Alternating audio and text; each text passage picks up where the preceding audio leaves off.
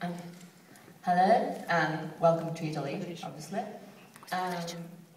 We are very proud to have you here now, and I would like to ask to Nikki Reed, you are a very complete actress, you have been a screenplay, and I would like to know if you plan writing screenplays in the future. I actually have worked on a couple of others. They haven't been quite as good as 13. That's probably why you haven't heard of them. You know, I'm in a very sort of transitional age. It's strange. I sometimes sit and think about what I want to be when I grow up still.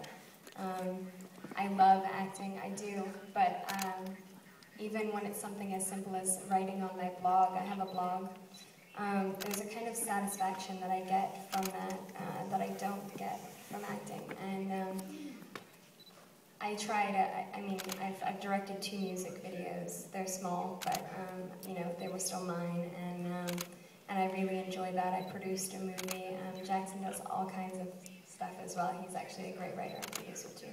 But that's definitely, I think, the path that I will go on.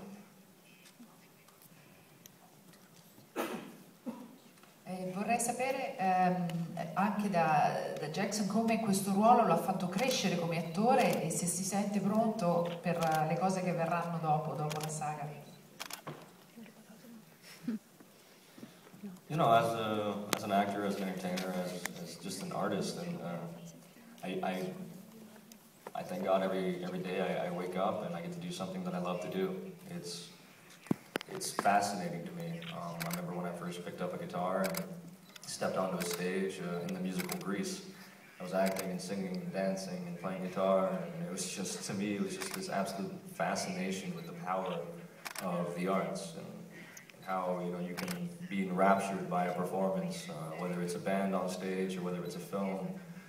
It's just something so magical about the influence between artist and audience. There's a reciprocation there that I've never felt anywhere else in my life, and I've never been as comfortable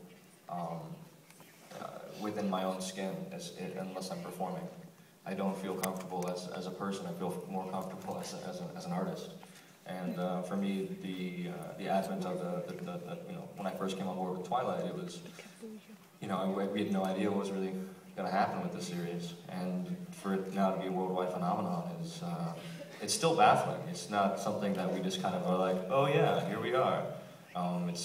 It's just a day-by-day process of just kind of doing something and putting your entire heart and soul and passion into a project. And I will continue to do that the rest of my life until I leave this world. Una domanda lì, una qui davanti prima e poi lì dietro. Allora, volevo chiedere...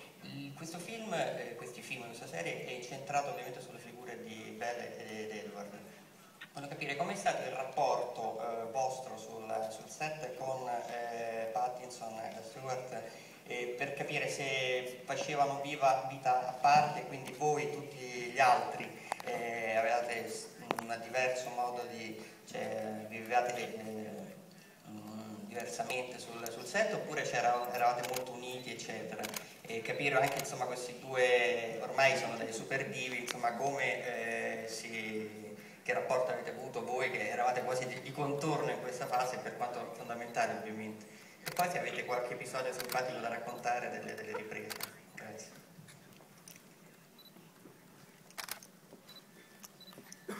Well, that was a long question. Can I get cliff notes for that one? Well, yeah, you know, the entire series it revolves around the love that develops between Bella and Edward, the love of 2 people almost within mythological Romeo and Juliet story to a large degree. But what would Romeo and Juliet be without Mercutio or Benvolio and all the rest of the Capulets and the Montagues? You have to create this world. You know, you have to create a reality within this world, and all these characters serve to do that. And yes, you know, we've seen our friends and our colleagues. You know, we've all grown up together, and we've kind of been a part of this phenomenon together. However, at the end of the day, you know, every time I'm going to the grocery store and I'm checking out and I see like one of my friends on a tabloid magazine, I have to laugh because, you know, there's so much, you know, public speculation about performers and artists that, you know, oftentimes some of it's true, some of it's not, and usually a lot of it isn't. And I know my castmates as people, and not the public image that is presented to the world. And I can guarantee all of you that they are wonderful people at heart. I love being on tour with Miss Nikki right here, and it's just an incredible experience. You know, it's like we've grown up together. I remember when I first met Nikki in the airport, going from it was the Burbank airport actually, and we were flying to Portland in a little puddle jumper, and I had my guitar with me. And the stewardess would not let me bring my guitar on the plane, even though I had it in a soft case, which is, you know, supposed to be airport code. And I was arguing with the stewardess because it was a very important instrument to me, not just some run-of-the-mill guitar I picked up at a pawn shop, but something that I was in love with. And Nikki, with the first moment she met me, she stood up for me and was like, "No, you're going to let him check this guitar." And it was just an amazing moment. And ever since then, I think, you know, Nikki and I have shared this bond as artists, and it's been phenomenal to work with phenomenal people. You're beautiful. He's smooth.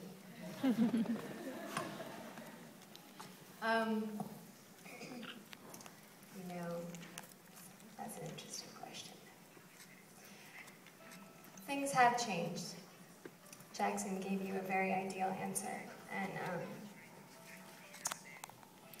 you know, when we started out, most of the cast was unknown. We were a bunch of kids in Portland, Oregon. It's a great city. It's an artsy city. We used to go to, you know, listen to live music and have dinners and do things. And we started out very much like a family. And I think we've all been wanting to hold on to that. But the truth is, things changed as the movies got bigger. It would be strange to say that they didn't. You know, there are suddenly bodyguards on set that there weren't before, and it was a lot more tense, and it wasn't how we started out, which was very innocent.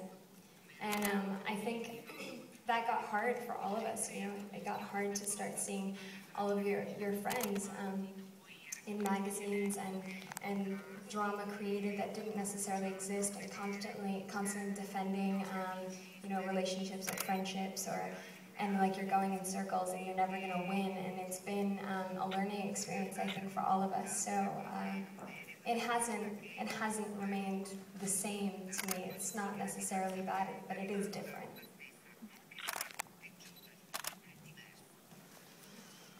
Ok, c'è una domanda lì dietro.